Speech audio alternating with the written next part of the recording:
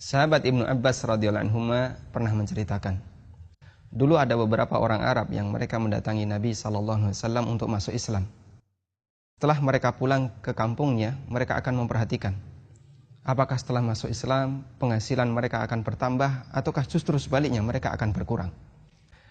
Jika setelah masuk Islam mereka lebih sering mendapatkan hujan, panen mereka bertambah, ternak semakin banyak, kemudian banyak anak laki-laki yang lahir, maka mereka akan berkomentar, inna dinana hadza lasalihun fatamassaku bihi. Agama kita yang baru ini sangat bagus, terus istiqomah untuk berpegang dengannya. Sebaliknya, ketika mereka pulang dan justru mengalami musim paceklik, jarang hujan, ternak tidak menghasilkan banyak anak, maka mereka akan berkomentar, ma fi dinina hadza khairun. Agama kita yang baru ini tidak ada sisi baiknya. Kisah ini disebutkan oleh Ibnu Katsir dalam tafsirnya. Allah Subhanahu wa taala menyebut orang semacam ini dalam Al-Qur'an sebagai manusia yang beribadah kepada Allah di pinggiran. Menganggap benar Islam jika menguntungkan. Mereka mau taat jika dapat nikmat, mau mengikuti syariat hanya untuk mencari enaknya saja.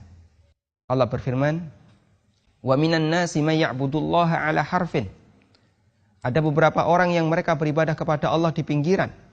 Fa in asabahu khairun itma'anna bih. Kalau dia mendapatkan kebaikan, dia merasa tenang dengan Islam.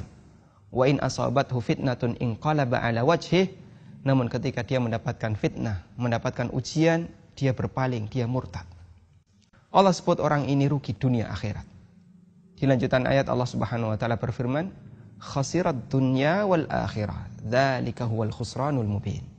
Mereka itu orang yang rugi dunia dan akhirat, dan itulah kerugian yang nyata.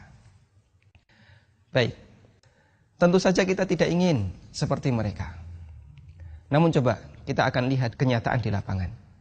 Terutama untuk kasus yang dialami oleh mereka yang dulunya berkecimpung dalam dunia kerja yang terlarang. Perbankan, asuransi, atau semua unit kerja yang masih bersinggungan dengan riba.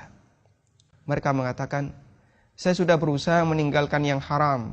Kenapa rezeki saya masih seret? Saya sudah meninggalkan pekerjaan riba, asuransi. Mengapa Allah Subhanahu wa taala belum mengasih ganti pekerjaan yang layak? Katanya ikut ekonomi syariat, rezeki akan semakin bertambah dan berkah. Mana buktinya?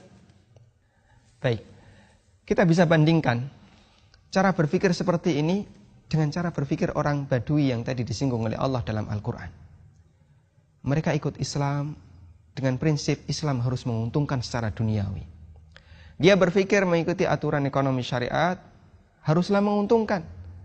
Ketika benar dia dapat untung setelah meninggalkan riba, dia merasa semakin yakin bahwa ekonomi syariat itu benar. Sebaliknya, ketika kenyataan tidak seperti yang dia bayangkan, dia kecewa. Lalu dia kembali kepada aktivitas bisnis, aktivitas pekerjaan yang rentan dengan dunia haram. Seharusnya kita berpikir sebaliknya.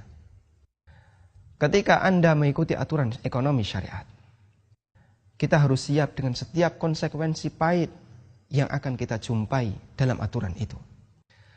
Karena kita bisa memastikan ada beberapa aturan yang akan berbenturan dengan kepentingan kita selama kita berbisnis, selama kita bekerja.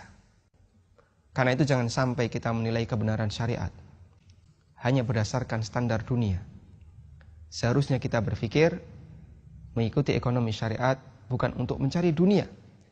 Kita mengikuti ekonomi syariat, tujuan besarnya adalah agar kita bisa selamat di akhirat.